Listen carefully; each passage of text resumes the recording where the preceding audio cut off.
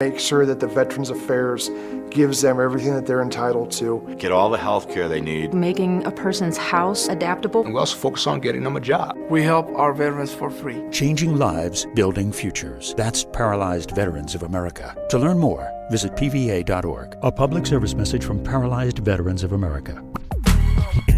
Download the iRadio Now app for iPhone or Android phones. Free at your iPhone App Store or Android App Market.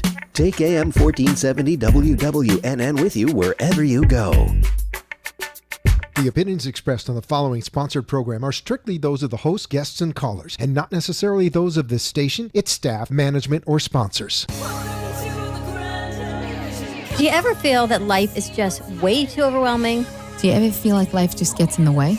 Or how everyone else makes it look so easy and you just can't figure it out? All the time.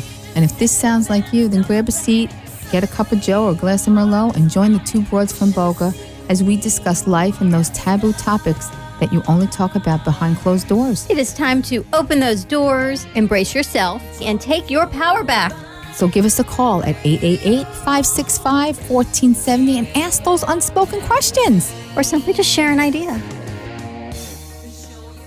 Well, hello and good evening. We are the two broads from Boca. However, we are minus one broad, as Dawn is off spending some very needed time with her family and very deserved time. So here I am. You're all stuck with me. My name is Dr. Amy Schreibman, for those of you who don't know, and I'd like to welcome you to 30 minutes of fun and laughter and learning. So here we are. I had to put my glasses on because I'm a woman of a certain age and I just can't see all the time. So let's do a little housekeeping this evening. There's going to be an amazing event this Sunday, August 14th at Anchor Park in Del Rey at 7:30 a.m. to 12 noon. It's a 5K race for discrimination-free zone and stomp out bullying, which is something I am very, very, very, very, very supportive of. Two very important causes, might I say, and I will be there along with Freddie from the Two Boys from Brooklyn. And so come out and see us. It's a really worthy event. There's also going to be vendors there, so you can shop if you don't want to run. So for more information, contact Sarah at www.discriminationfreezone.org, or you can go to our website, which is broadsfromboca.com. So I'd love for you to do that. So it's going to be really cool. I think it'll be fun. You can meet me. I'm going to look very different. I'll be in sweat gear. So there you go. So let me just say, I had the first mom's night out that I have had we figured it out, it's like 20 years. Because I've never gone out without my husband. And I've never gone out without my children. Because I don't get to see my husband that much. And then when he's home, I want to be home with him. But I think I'm changing my mind. So I went out with my friend Sarah Adler, and I want to thank you, Sarah, for taking me out. It was awesome. We had such a good time. We went to see Bad Moms. I totally recommend the movie. Oh my God, like totally laugh out loud funny. I mean, it was incredible. I would totally pay to see it again. I think it was so funny because actually it's your whole life as a mother on the screen. At one point, I'm not going to give it away, but at one point, Mila Kunis, who her main character is named Amy, by the way, which so I identified. That girl has never had a bad hair day, might I add. The most beautiful woman I've ever seen. She's talking about mom bra and sexy bra. And I just literally lifted my shirt up in the theater and said, oh my God, I have my mom bra on. But it was a Warner bra, might I add, but it was lovely. Everyone was laughing. We were cracking up. I felt like I was in New Orleans at Mardi Gras. It was hysterical. Christina Applegate was hysterical, nailed the PTA president because they were all like that. No offense, but yeah, a little bit. Anyway, so that's what I did. I was very, very, very happy to be there. It was a lot of fun. But I will tell you, as a mother, it made me feel very guilty because I was out. And I was not with my children. I was not with my husband, although I left a prepared meal and all that kind of stuff. So I was very guilty, which is an excellent segue for our guest this evening, Dr. Nivea Kavik, who is a psychologist, an educator, a wife, a mom of 5, and actually a very dear friend from the Boogie Down Bronx. She has created the I Decide philosophy, and she is a psychologist, like I said, and it really is a It's a wonderful philosophy to the human condition. She provides workshops and for effective parenting and athletic performance, addiction recovery, purposeful living, interpersonal relationships, regular relationships. She's counseled hundreds I want to say thousands of individuals and families. And she's really helped people find their personal power. So she's currently a member of the faculty at Mohawk Valley Community College up in Utica, New York. And she is completing her first book called Standing Under. I'd like to welcome our guest, Dr. Nivea Kavik. Hi, Nivea. Are you on the air? Hi. I am. Thank you so much for that wonderful introduction. Yeah, it's all true. You paid me well to say all that, you know. How are you? I'm good. How are you? I'm wonderful. I am, as I will always say in answer to that question, I am above ground. There you go. I like that. Well, it's better than being on the other aspect. So I want to ask you a question. We've been friends like 10,000 years. And Nivea was kind of the catalyst in my life to get my doctorate, but because Nivea got hers before mine. However, we really never discussed tell me about what is I Decide. Tell me what it is, how it works, and how you thought of this. First of all, I'd like to say that I am and I Decide are nouns. As part of this framework, and they really serve as nouns and adjectives and adverbs, but their primary function is really to kind of make concrete two very kind of abstract concepts around the human condition. And so how I came to the realization that these two words needed to be together was that I said them at the same time. And there was a shift in the energy of the universe. So what exactly does it mean to I am and I decide? So, what it means to I am is to be above ground, to be to be among the living, to be on this planet, to be alive on Earth.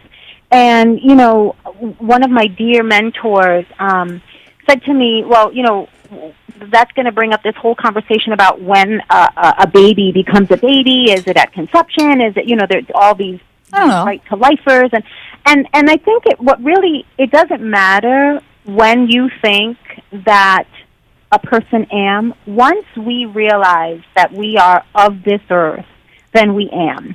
Okay. And so, you know, if you're a person who believes that a child is a child when they take their first breath, or a child is a child the minute, you know, at conception, and whatever. But I think that again, that's a personal thing, right? And how you see the world. But the I am part is very interesting to me. And as far as what does this mean for a mom or a girlfriend or a boyfriend? So Eckhart Tolle said, you know, before I can say to you, I am a mom, or I'm this, or I'm that, or I'm Amy's friend, or, you know, I'm on the radio, I have to acknowledge that I am. And essentially that is sentience. That's the first person experience of being in the world. And really, truly, that is our moment. That is the time that we spend on this planet. And there are many of us who pass the I am part of our conversation and go on to what comes after. You know, I am a mom. I am late. I am hungry. I am pissed off.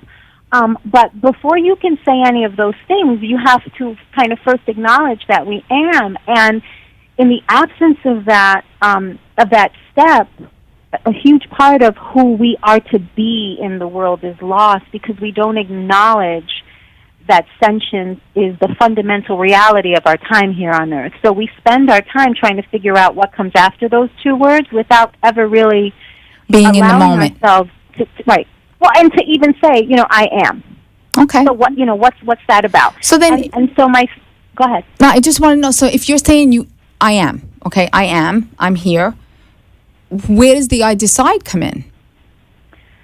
So the am is the source of our power. You know, the am, different people call it different things. They call it chi, they call it anime, sentience, you know, the soul.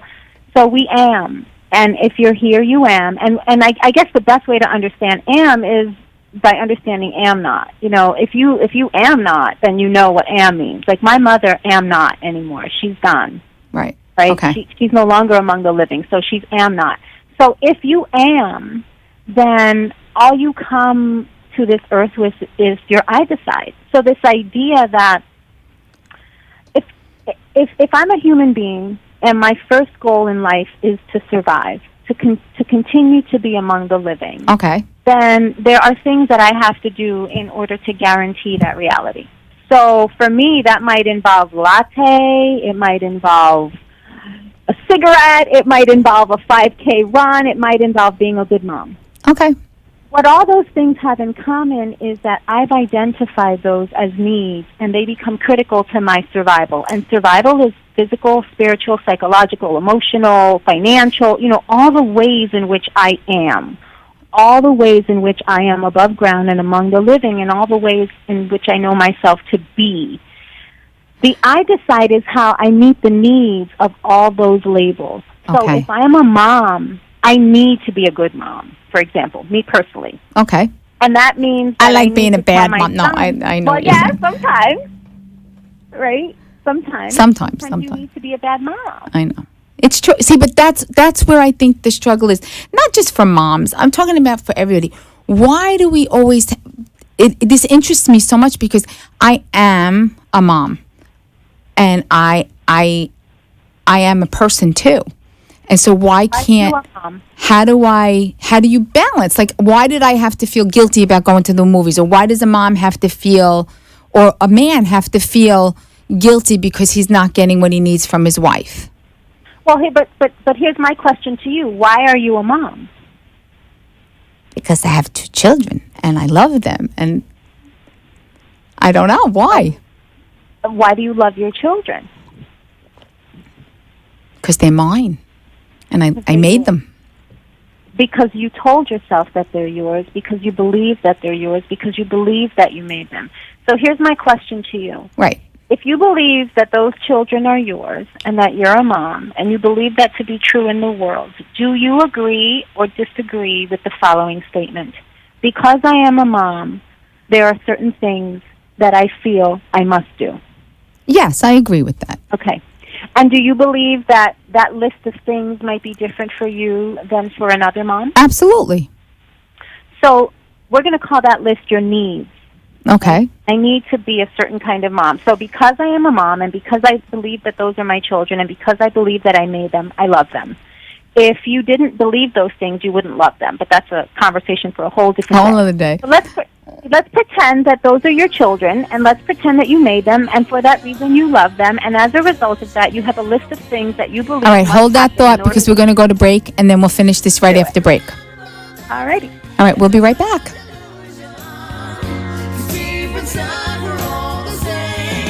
Is your child's tablet time greater than engaged activity time? Are you seeking better wellness strategies for your family? Do you want to redefine what your family's quality time looks like? At New Dawn Health Solutions, we focus on the 4 pillars of health coaching: lifestyle, exercise, attitude, and nutrition to create a balanced approach to wellness. Together, we will open the conversation with you and your children on ways to empower healthy eating, increase physical activity, and set goals. Let's talk about the issues that are important to your family's health. Give New Dawn Health Solutions a call at 561-901-2854 or email us at dawn@newdawnhealthsolutions.com. This portion of our show has been sponsored by Edelman, Barron, and Schreibman, MDPA, board-certified physicians in pulmonary, critical care, and sleep medicine. Offices are conveniently located in Boca Raton and Delray Beach, Florida. 561-488-2988. Hey, grab your glass of Merlot. Or your cup of coffee. And if you want to join in on the fun, give us a call at 888-565-1470. Let's rejoin the 2 broads from Boca. Hey, welcome back. And we're talking with Dr. Nivea Kavik, psychologist, mom, wife, and creator of I Decide philosophy. So Nivea, we were talking about your life. Why do we feel that we have to do certain things? Right. So you're a mom, yes, and you have this list of things that make you a good mom, and those are your needs. You need to do those things. Right. So according to this philosophy, which is based on existential psychology, cognitive psychology and behavioral psychology, the things that you do are consistent with meeting your needs. And your needs are defined by what you believe to be true in the world. Okay. So you have an am, and that is your life force. And in order for you to continue to live, which includes psychological living, right? In order for you to continue to be a good mom, you have to not go out with your friends. You have to be home when your boys get home from school. And you have to give up going to get your nails done to take them to soccer and guitar and band. Those are the things that you believe make you am. And so what you've done is you have decided to meet your need to am by prioritizing the needs that you have as a mother over the needs that you have as a sentient human being. Okay. And I get that. Okay. However, my question then is, I also know that that's not fair and it's not right as a mom. But what about how can we change that dynamic?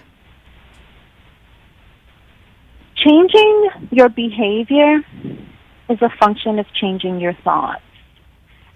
Many people know this, right? We know this. How many you go to a self-help bookstore and, the shelves are littered with conversations about your internal dialogue. And we know this to be true because we started this conversation with you telling me that you love those boys because you made them. And that's a thought that you have in your mind. So the way to change those behaviors is to change those thoughts. And that's where it gets tricky. So are they needs or are they wants? Well, that's the question, isn't it? That's the question. That's the eternal question. I need to talk to my friend every day. Do I need it or do I want to talk to my friend every day? Well, so the motivational part, the motivation psychology part of this platform really talks about, and Maslow's framework is the one that we use just because I was just going to say that. Perfect, but it's really good. We have a caller, Nivea. A gentleman named Andrew wants to, I think, ask you a question. All righty. Andrew, are you on the air? I am. How are you? I'm good, Andrew. Where are you calling from, love? I'm calling from Southern Lewis County. I'm a good friend and former student of Dr. Kavik. Awesome sauce. Me and Andy. Welcome. How can I help you? Hi, Doc. I just wanted to call in and say how much I love Dr. Kavik's work. I admire her greatly. She's a great friend of mine. We've been talking since I was a student in her class a couple years ago. That's wonderful. And I Decide has changed my life. It has changed how I look at the world. It has changed me as a person. Andrew, that's so nice. It's so nice to hear. I think she's awesome too, but thank you so much for calling. I appreciate it. Thank you. And I'm so happy that she has had the opportunity to speak with you and get engaged with what you ladies do. And I hope that she is able to, through her work and career and life, spread the word of I Decide to more people. Thank you. As I am doing as well. Thank you so much for calling in. Take care. Thank you, Anne. You too. Bye-bye. Nivea, my question, I think there's desires and there's wants and there's needs. Like, yeah. I think that particularly, let's talk about being married. Okay, that's a big hot topic. Or having a boyfriend. You're in the relation or a girlfriend and you're in a relationship for a long time. And you know in your heart it's not what you want, but you're committed to this relationship, or it's not what you need. How do you change the dynamic using I am and I decide? Well, that's an excellent question, Amy, because I think, language is really important, and it's important for us to unpack that question. What I heard you say was that the person is committed to the relationship, and what's really important in this work is to recognize that we are never committed to anything but ourselves. We are never committed to anything but meeting our own needs, because survival is the first law of nature. And we are animals. We are part of the animal kingdom. We are governed by its laws. We are sophisticated. We have iPhones. Well, some people are. We are more than others. You and I. Yes, we're very sophisticated. at the end of the day, what we're committed to is meeting our own needs. So people will say to me, okay, time out, Niv, because you're talking out of both sides of your mouth. Right, and to me that sounds very selfish. What if today I said to you, I am committed to myself and I love my husband, but I really want to go have an affair. I don't know if that works. Why are you married to your husband? Why? And I might say, well, you're married to your husband because he satisfies the needs that you have. Your marriage is selfish. The love you have for your children is selfish. The color you put on your nails is selfish. And selfish is a word that you chose, not one that I would choose. And let me tell you why. All behavior is intended to meet the needs of the beast. We are the beast. So when I have this conversation, particularly with parents, they will say to me, well, I can't really get with that because, I make huge sacrifices to be a mom, and I don't get a whole lot back. I mean, my kids love me, but their rooms are a mess. I'm running all over the place. And so I have this conversation, and I ask this question. What would happen if on the day that you had your baby, you had been knocked out and you had given birth to twins, and when you came to, they gave you your one beautiful little girl, Stacy, and you went home and you loved her and bought her all these beautiful things, and you made her the best gymnast, and she had the best bike, and she was the best reflection of who you are in the world because, many of us have children be our reflection of who we are. And you pass Keisha at the grocery store, and she's with a woman who is talking to her in a way that you would never talk to Stacy, but you just keep going and you say, not my business, not my problem. Not my circus, not my monkeys.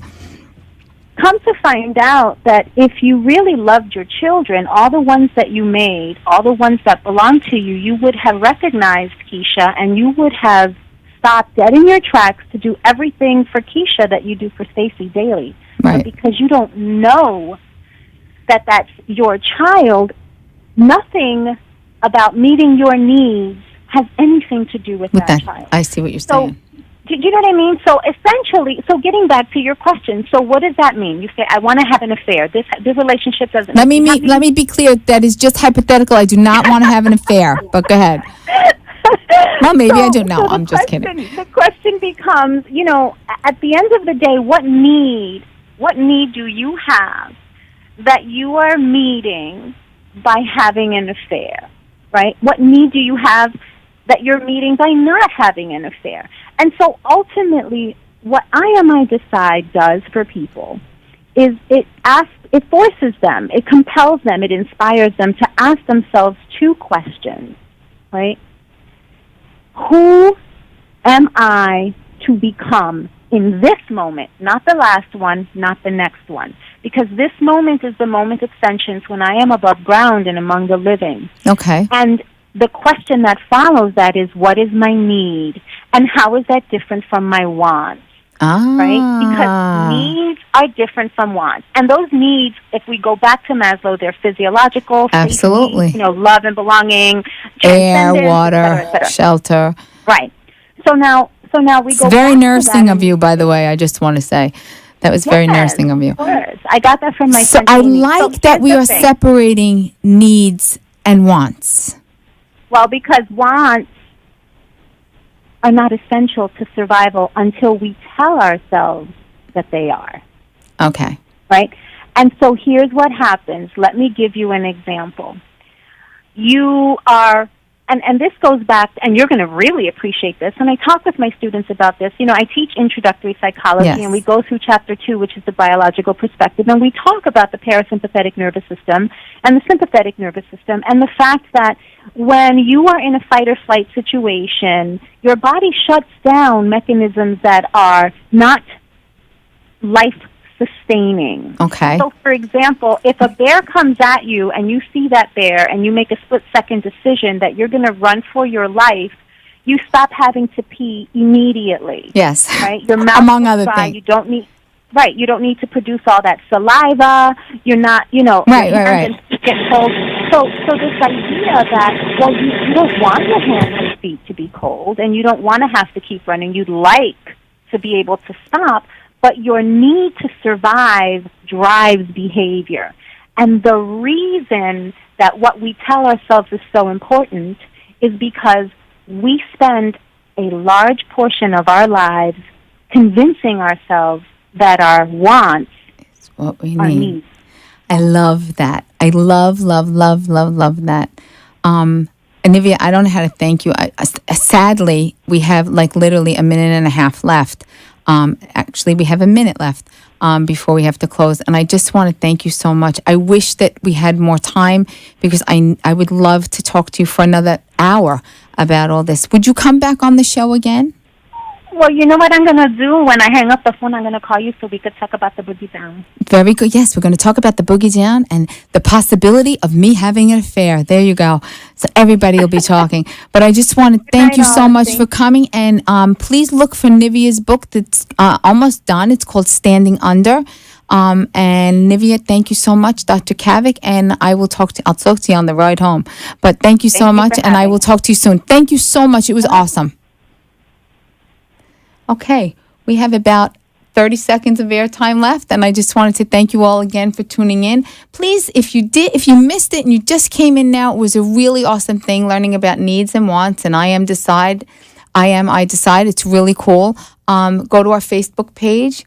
You can also go to our website, www.2broadsfromboca.com, the number 2. You can see it there. Sometimes we get to YouTube eventually as well. But I just want to thank you guys for tuning in, and we'll see you next week. And it'll be 2 Broads from Boca with our guest, Dr. David Lubekin, talking about perimenopause, menopause, and the joys that come with that. Thank you so much, and have a good night. See you next week. Bye. You've been hanging with the 2 Broads from Boca. If you have gained some confidence or an idea to create a better day, then we have made a difference. Join us every Wednesday night at 7 p.m. on WWNN. Give us a call, feel inspired as we continue to open those doors and have some fun. The opinions expressed on the preceding sponsored program were strictly those of its hosts, guests, and callers, and not necessarily those of this station, its staff, management,